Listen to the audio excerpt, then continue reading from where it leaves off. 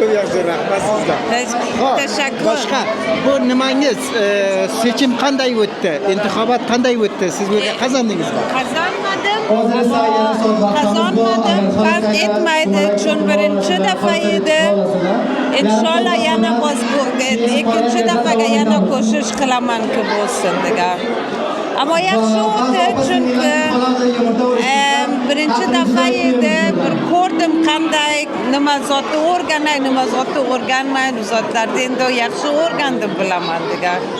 Ama ko'p yaxshi, ko'p zahmat qildingiz, ko'p chopdingiz, nima qildingiz, yaxshi. Teşekkür. Şu zahmat kerak degan, bo'lmasa bidun zahmat bo'lmaydi. Şu birozgina yaxshi bo'ldi chunki endi bizni afg'onlarimiz, o'zbeklarimiz biladiki men ham bor politik qilaman.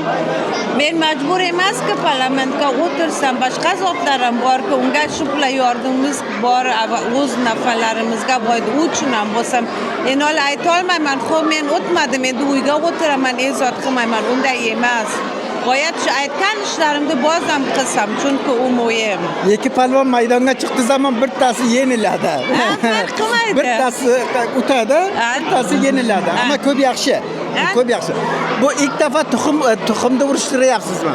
Ha, birinchi defa edi. Chunki Afg'onistonga ham qilaydik, ammo u vaqt ko'p kichkina edim, yodimga yo'q. Shu paytda men ham boyat bir defa ko'rak qanday bo'ladi. Yaxshi, sizga rahmat sizga. Rahmat. Tashakkur.